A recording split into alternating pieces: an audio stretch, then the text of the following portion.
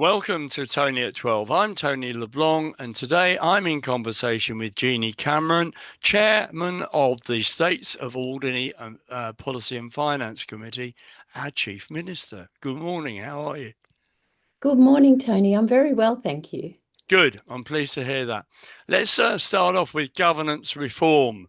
Elections coming up in November. Missed the boat, haven't we? Missed the boat for government reform by the end of this year. Yes, indeed we have. We had our chance this year, but I think everyone there was a majority of people who voted for the government reform, but as you know, under our law, we need 7 out of 9 present, and we had 6, so out of the 10 present. But so we kind of thought, well, we'll just put it off till next year. It's still on the cards. There's a lot of reform needed. But what we did do, and we did this last Friday, we did have a half-day workshop on our rules of procedure to advance that. There are things that we can do without actually changing the law, and we're doing that this year. Ever thought about a referendum on this one? Why can't the public have our say on it? Well, I don't object to that, but is it really necessary? It's just voting. Well, Um, it's necessary insofar as it keeps stalling. Okay, it's Theresa oh, May revisited with Brexit, and in my view, if you let the public decide, then it's sorted once and for all, and they should follow what the public want. yes, well that is true. Well, I guess at this point we have what's in the 2004 law. And yes, I think what we intend to do, and I've discussed this with Kevin Gentle, who led the government reform group before, was to really go back to the basics and look at everything that was on the table then, that everybody, all the public consultations have come out pretty much in favor of it. So it is intriguing that it keeps being voted against. But what has happened is the whole lot on the first time around, that everybody voted against it. This time around, some people objected to just various elements. Some didn't want to reduce the members to the said amount. They wanted to reduce them, but not to 8. Others didn't want the 4-year term. So it's really a matter of getting everybody on board and understanding. But I do accept your challenge of a referendum. That could be the way to do things going forward. Well, my view is that if you don't do something like this, somebody's going to play hooky every time you have the vote. They're going to be Yes. ill. They're going to be off island. It's a big ask to get the sort of consensus and the vote number that you need to make it work. I do think you do have a point there because I think that would be because I feel, having been a states member now for just, was it 2025? So 1 year and a bit.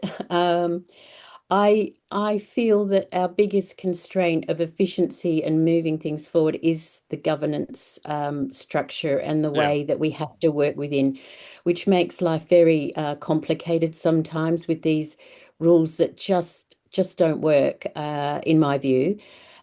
So we are changing from the next states meeting. It is moving to 9:30 in the morning.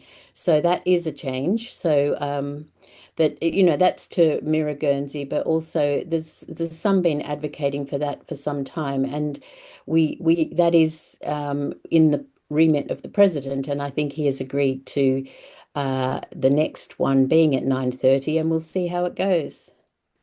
Have you got any hopes the Bailiwick Commission might be able to push it along a little bit for you?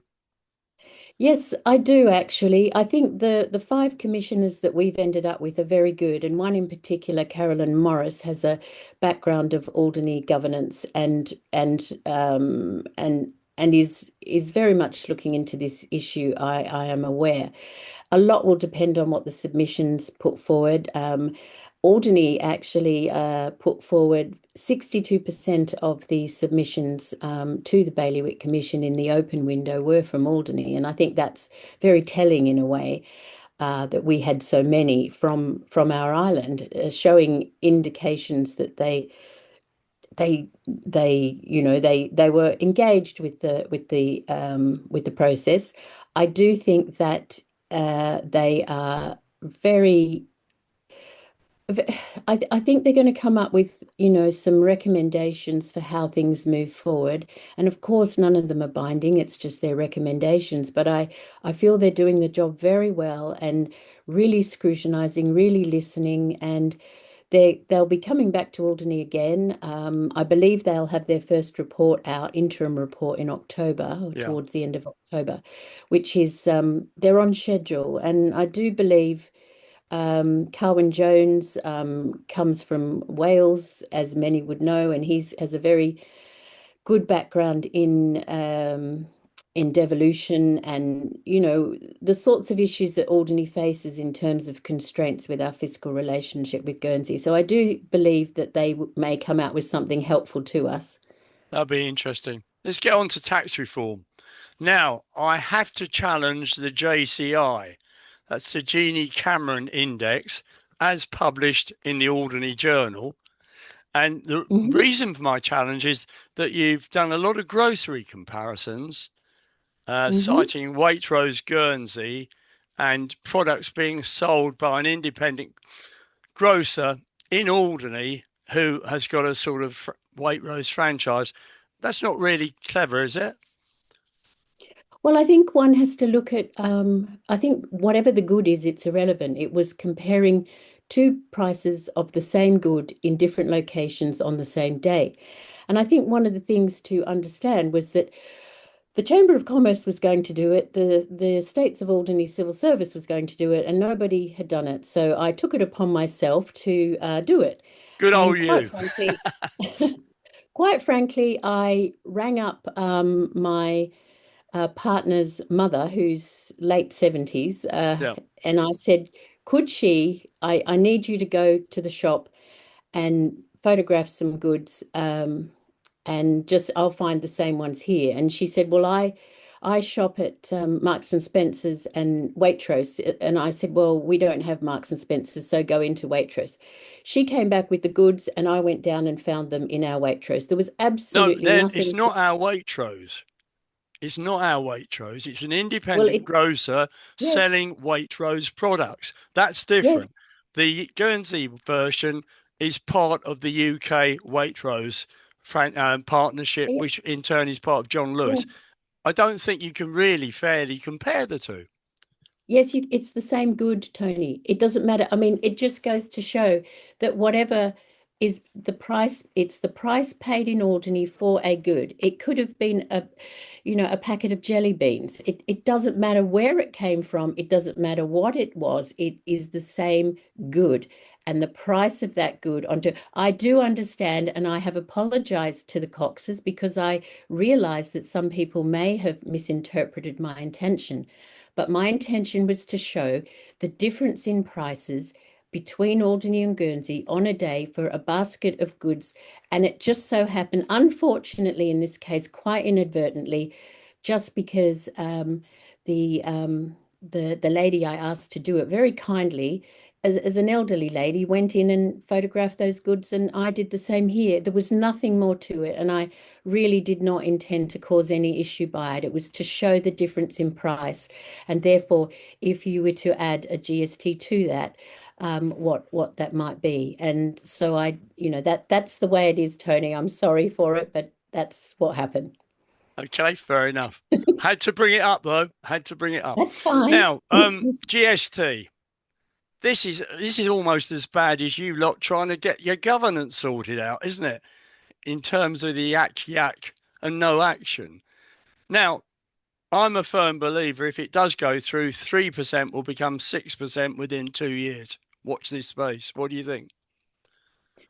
Well, I have been an advocate, and I worked on the GST in Australia when Yeah, it came in the year 2000. Now they put very significant caveats in there to ensure that it would not change, and it came in 2000 at 10%, and it has remained at 10%, and that is because they put in almost very difficult constitutional reasons that if you needed to change that to increase it, that it's a very complex thing. The yeah. states needed to all vote, etc.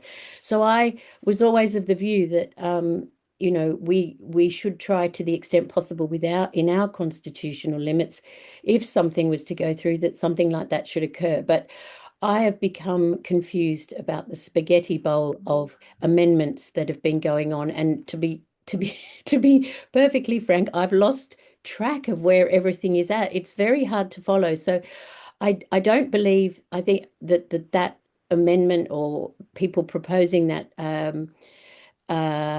and I think a referendum was one of the amendments being proposed there. So I don't really know where things are at. I think when it comes back in September for debate, people would have had time to think, more debate would have unfolded, and who knows, even if in September during the sitting period that they actually come to some resolution. It's very much a movable feast at the moment. So I really don't know where we're at, to be It honest, on it might have GST. well have worked in Australia, and there's obviously some binding legislation in there that stopped the government from taking a unilateral view. But here's Mhm. the thing with the UK, it started off at 8, it went to 10, and now it's 20. And they can just shove it through in the UK Mhm. without any reference to Parliament. They just make it part of the budget. And that Yes. I think is the concern of a lot of people.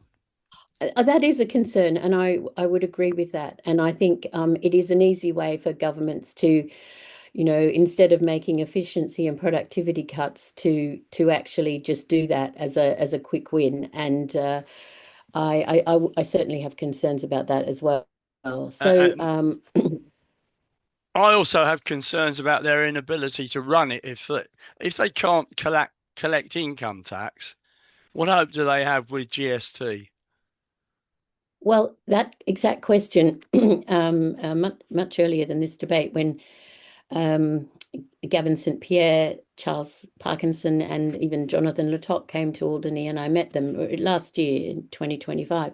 I put the same question to each of them. I said, Yeah, "Well, what are you doing to collect the current tax that you is outstanding?" Interestingly, one of them back then said, "I think we might need to have a tax amnesty, and everything from 2021 to 2020."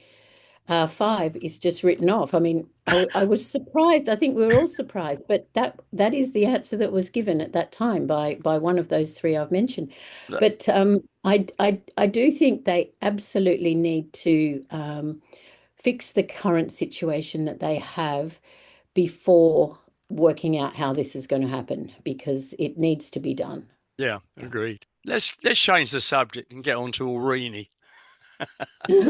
My That favorite. forum, the public forum we attended, was an absolute farce. They sat there spouting all of this happiness and it's all going to be all right, blah, de, blah, de, blah. It still isn't. Have admitted that they shouldn't have got involved in the first place.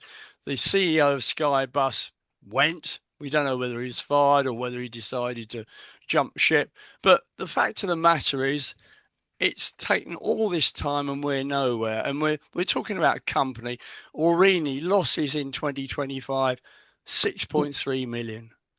Shameful, isn't it? Well, I do think, and I did do an Alderney Journal article on this very, 2022 or something, about any airline that is state owned is going to have problems, because that's just a philosophical thing of mine. I mean, you do not want a government to run an airline, and I know that it is not operationally run on a day-to-day basis by a government, but still it is owned and therefore is propped up by taxpayers' money, and as an easy solution sometimes. I do think the big issue is pilot training and crews for the pilots, and also for the pilots to be trained, the current pilots needing to train them. So bringing all of those people that was all supposed to be done before the Dorniers were retired. Yeah, But for one reason or another, and I do think a lot of the reasons were legitimate, they did not build in the time length that was required to have the first Twin Otter certified through the UK CAA requirements. And that took 9 months, I think, rather than it should have taken 3 months. So it really did put them behind at the starting point. So they need to be doing catch up, and how they do that catch up is a matter for them, but it certainly is having its impacts. Now, you will be aware that I wrote in February or February or March, early March, to the States Trading Supervisory Board, which is the shareholder oversight for the states of Guernsey, and outlined the issues that we were having in Alderney. Now, surprised to me but the response came back saying, "Tut tut, Alderney, you've written to the wrong entity, and you need to write to P&R, Policy and Resources." We didn't expect that, because we thought that we were in bona fide reasons giving what are the issues we're having. And I've subsequently written to P&R with the similar sorts of lines a lot later, I think it was around June, but not had any response to that. So even though we're writing to the right entity. Now, on top of that, some of us in the States, there's a small group of us, largely Ian McFarlane, myself, Stuart and Edward, are dealing with a lot of the aviation issues with Medivac, with the PSO, increasing the PSO, getting it back to where it ought to be, looking at what are the options for Medivac that really would suit Alderney. We are working with Aurigny in terms of the Skybus issues and the pilot catch-up. But as you know, that is for Skybus to do, not Aurigny to do. Aurigny has to fit in with what Skybus wants to Yeah, but do. that, Jeannie, sorry to interrupt, but when we were sold this idea, was it 2 years ago or last year? It was some time It ago. must Okay. it was It, must have been before I became a yeah. states member, Okay. because it So wasn't two there at the things here. time. Number Yep. one, two planes in Aurigny livery. Number Yes. two, piloted by Aurigny staff. None of that's happened. No, it hasn't. And it isn't acceptable. And I think we have been raising and doing what we can. And I agree, it is not optimal, it is not good, and we are having, huge issues because of it. This is the issue that causes all the economic issues for the Yeah. island, Yeah. and it needs to be resolved. I'm just giving some reassurance that while maybe people think nothing is occurring, there really is a lot of stuff going on to look at the options that will make this, ensure that this is resolved. But it's very hard for the states of Alderney to resolve it because every aspect is outside of our remit, our control. But there are things we can do, and we are doing them. And I can't say a lot at the moment, but there are some good people on that, working with our civil servant head of operations, who's also very focused on this. And we are moving things forward to the extent we can within the restrictions that we have, not being the owner of the airline and not having any Well, no, remit. we're And all owners of the airline, Jeannie. Let's get it straight. yes, yes, The you're states right, of Tony, you Guernsey are. are representing us as taxpayers and citizens. And they Yes, just that don't is. get that, do they? They don't seem to, and I think that response that we received from our first letter of concern, which was not inflammatory, it just laid Yeah. out the Well, issues that and was asked them to insulting as look at. far as you were concerned, their response. I was a bit affronted because, Yeah. we took advice on who should receive the letter. It wasn't just that we whimsically Yeah. decided that we would write to them. It was all done officially and properly. Unfortunately, that was the response we received, but it did set a tone. But we're doing what we can now. Says it all, doesn't it, really? I mean, when somebody comes back to you like that. Have you actually seen the public service obligation document? No, I have not. This is a thing of great secrecy. It is, and it said that is secret to protect commercial interests from politicians. However, it is my view that going forward with any of our public service obligations or anything that we subsidize, we should at least have one politician observing that process. Now, we, as the Policy and Finance Committee, um, agreed by resolution that Ian McFarlane should be our runway representative. But even getting him into the meetings and into the rooms is proving difficult. But we, with the PSO, I think going forward for the next iteration of it, I think we really do need to have really good scrutiny of that because Well, all it without is a knowing what it document. Surely all it is is, a document saying what the yeah, minimum service is going to be. We just can't understand the secrecy. And when there's no, no, secrecy, you wonder what's going on, don't you?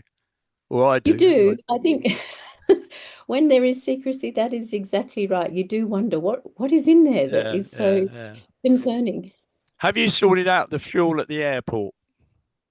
Well, yes, we did. The same group of four of us when we were all the only four at that point on EDC. We decided that we absolutely needed to return fuel. Expressions of interest went out about 6 weeks ago or so, maybe possibly earlier, and the time window has closed. We've been asking from our head of operations what is the status? And he is pushing hard to find out what Guernsey procurement is up to. So we don't know who has written to put in an expression of interest or not at this point, but we are still determined, and we have got it that far. It's one of those things where I have to say sometimes things disappear into a black hole in Guernsey, and I myself took it upon myself to go and visit the head of Guernsey Ports to ask a number of questions. One was about the fuel, like why is there such an issue with this? And he was very pleasant and told me, oh, this is what we did in Jersey, because he'd worked in Jersey at the time and was you use a sum up machine and all this sort of thing. But then still nothing happens. I also asked him about our proposals that we'd put forward for the runway, because we still to this date have not had a response on those, although some elements of one of them did end up in Guernsey's policy letter on it, but our recommendations for things just sort of fall away, and we don't know why, and it's like we're not taking that seriously, and it is a bit concerning, but we still believe that we will get some aviation fuel, and we wait with interest to see who has put in an expression of interest to provide that at the airport. Now, let's get on to Alderney Electricity. The CEO wasn't available for interview and he hasn't come back to me to fix another date. So I'm going to have to ask you a few questions if you don't mind. Okay. There's an Okay. outstanding loan, substantial loan, that Alderney Electricity own the states. Uh, is it on the Alderney Electricity balance sheet? I don't know if it's on the balance sheet, but I am aware that there is a loan there. It's a historical loan. I am aware that AEL do want to fix the situation, either to have it work out the payment plan to have it returned to the states of Alderney, or write it off, whatever's going to happen, decide something and let them know. So how they record it on their balance sheet, I don't know how that is done. I am aware that discussions have been going on for a very long time about what should happen here, long before the current AEL managing director came on board. Um, but I understand that's something to do with the Guernsey and Alderney Treasury in terms of working out whether any loan is repaid to the capital budget, the reserve budget, how things work. And I think it's just an administrative issue, but it was something that I think is moving, but I How can't much tell is you it? any more, Tony. How It's much is it? 1.2 million. 1.2 million. Now, Yes. I was under the impression when I used to speak to James Lancaster fairly regularly that the states were effectively going to take over ownership of the grid. That's not the case. I don't know For that, that Tony. money. I don't know that. I can't help you there. You will have to ask that to either the state's treasury or the head of AEL. You probably are aware that the state's representative on the AEL board, Mr. Kevin Gentle, has is that Yes. position is being, so it's to try and keep the distance between politicians and AEL. And I really can't tell you because I don't know. I'll tell you one thing, if somebody owed me £1.2 million, I'd make sure it was on their balance sheet as a debit. Yes. Definitely. Yes, well, Definitely. if it was loaned, it should be returned. I would Yeah. agree with you. Yeah. Yeah. Yeah. Um, they're talking about smart meters. That's going to cost a lot of money, isn't it, in terms of the installation? Um, well, yes and no. I suppose it will save time in reading meters. I believe it's the way things are going. I imagine it would be, costly, but obviously they've done their numbers and would probably be finding efficiency savings in doing that. I mean, most of the UK and other places have had smart meters for, more than 10 years. So we are perhaps a little behind in that. I don't specifically know. I think the rollout's supposed to begin in August, September, or probably September, not August. But Alderney And that Electricity will actually make the installation. They'll have to make the installation, won't they? You I can't believe so, yes. subcontract it. Yeah. I believe it is AEL, yes. And talking about the alternative energy sources, who's going to fund that? I mean, they're Which, £1.2 million in the red with you already. You can't give them any more, surely, can you? which do you mean the I'm talking about the renewable? solar, the windmills, as President Trump says, the batteries, and the upgrade of the grid. Well, I believe they need to be self-funding on what they're doing in that area. I believe they can borrow. They're a pri well, that they're an arm's length entity to the states of Alderney's budget, and they can borrow should they wish. They can do what they need to do, but I've not yet seen what their plan is specifically on what they're doing in terms of the grid upgrade, etc. But I think in terms of renewables, which they're also involved very closely with the Marine Working Group, which is led by Bill Abel, and that has been, leaping ahead. I gave an update on that in the States of Alderney last week. They're in discussions with the French government, the UK, the Guernsey as well. This is the Marine Working Group. We have an advisor in that area, and that has worked to our advantage very well. We're in fact well ahead of Guernsey on terms of where we are on the wind farms. And we're actually supporting the University of Edinburgh and Imperial College London on a study on tidal. So things are moving, and we are known and becoming more known via attendance at various conferences and networking events of what we have here and how that might progress. Okay. Our big decision is whether we do that with Guernsey or whether we do that on our own, because we're much more advanced than where Guernsey is at. Is my understanding. So that's a decision that will be made in the future. You've talked recently about a fuel subsidy if the price of Yes. Brent crude goes over $100 a barrel. Yes. What's the trigger point on that? Does it just have to happen for a day, or has it got to be a week or a month, or how is that going to work? It's around the time that AEL purchases the fuel in bulk. So for example, when they purchased fuel earlier in the year, because it has to come here and be shipped here and stored here in order to provide Yeah. it to us. It's that purchase point. And earlier in the year, the price was above $100 Brent crude. And so Yeah. that flow on of that cost hits us here in terms of July. So that's when the Okay. So subsidy. to get this clear, when they take an oil delivery, if the price of Brent crude is more than $100, you will make a subsidy.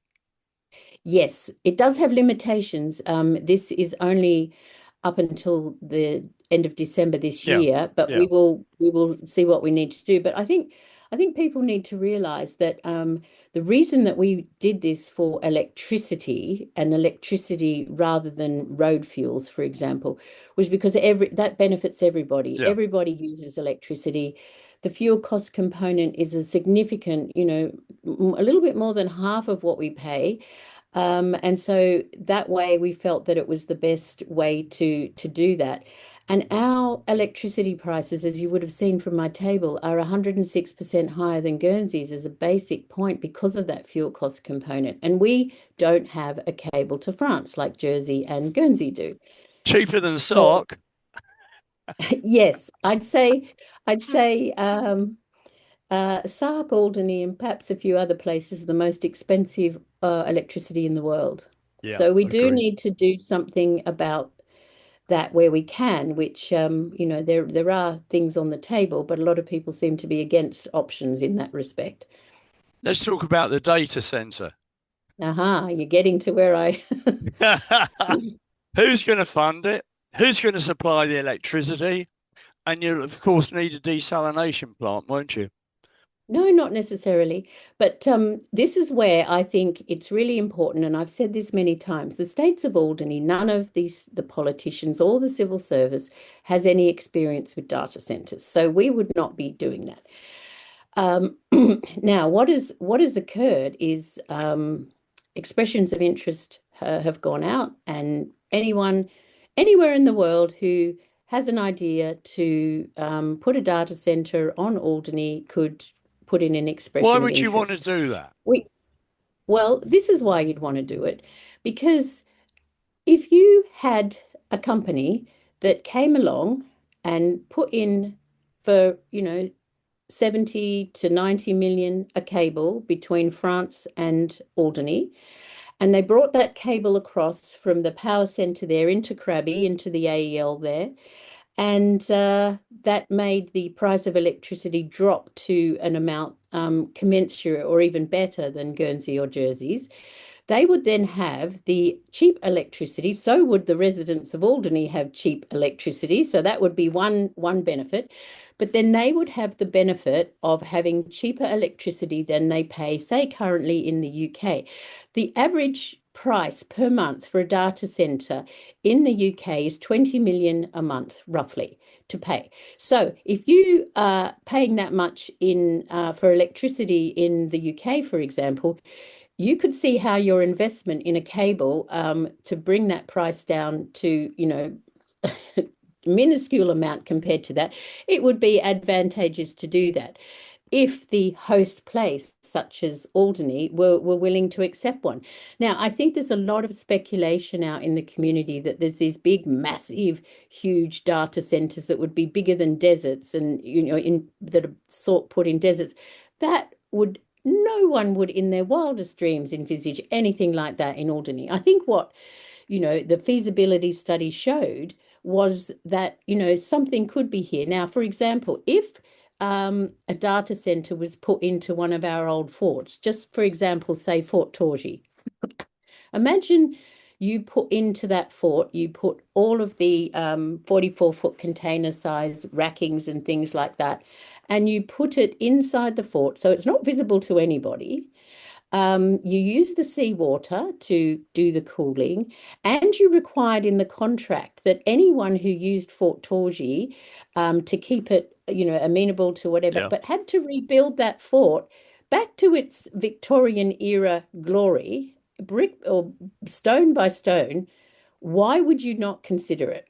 So, income for Alderney that could earn a significant amount from leasing or renting or whatever, however the contract is drawn up for a licensing fee to actually use it. Something small enough so it's inobtrusive, something that brings us the cheap, really cheap electricity. We believed, most of us in the states of Alderney, that it is worth looking at. Obviously, anything that was to do with a data center or anything, a hotel, a chicken farm, has to go through an environmental impact statement, a heritage statement, and have full public consultation. But at this point, no one has come forward that I am aware of. We have not had a proposal. There was an original company that came and suggested the idea, but that was not a proposal. We've gone out to tender. It's being done at arm's length through Guernsey procurement, and that's where it's at, Tony. So we consider it's worth looking at. And I think I'll end by saying the feasibility study, which Guernsey procurement set off with, and people did that, it opened with the line, a data center in Alderney is not only feasible, it is transformational economically, something like that. And it could be, it may not be. We Yeah. will, yeah. Time And will I think tell. that's why it's our fiduciary duty to actually look at it and consider it It's your and then duty to look decide. at it and consider it, providing you don't commit any of our money No, no, unnecessarily. no, there's no expectation for any money. Okay. Of course, we had to pay for a feasibility study, but How much was that? I think it was 21 or 23,000. Okay. It was fairly insignificant So no, in the terms of, nowhere near as much as the planning review, which allegedly has got a cost of 400,000. I think that's the total amount over the period. What do you need to do it, Jeannie? You've got staff there. We're not going to make any significant changes to the island. It just seems £400,000 down the drain. Well, I think when you look at it, Tony, one of the biggest issues that we have with the old land use plan is that there's many issues that were determined in terms of like where do you put certain things like it's small industrial, all and many things. Also, we have no ability to have any asset register of our state-owned assets. All these sorts of Yeah, things but were not there. your staff, your civil servants can do that. I Well, mean, they can't you're really. using They Arab. can't. You're using Arab, yes? We Arab. are. Okay. Yes. When I put in an application in 2017, I think it was, they couldn't even see what a contour line was on a map. Well, And I don't know I about mean, that, that Tony. shows their competence, which isn't very good in my view. Jeannie, I'm sorry, we're running out of time. Just Okay. finish by saying this little quote from Bowley Smiley, doing less better. How do you feel about that as a concept? I think Bowley Smiley is absolutely right. And I actually wrote to him and said, I really like what you've been saying in the media about transparency and doing more with less. And Yeah, I think I do like that approach, and it's to be congratulated. good. He Okay. wrote back and said that I made his day. He's a smashing guy. I've known him for years, He is. and he's a Yeah. good man to have at the helm, in my view. Anyway, Yes, I agree. many thanks. I really enjoyed talking to you as ever. Perhaps we'll have another one just before Christmas or something like that. Whenever you like, Tony, I'm here. I appreciate you coming on board. Thank you, Thank Jeannie. you. Bye. Goodbye.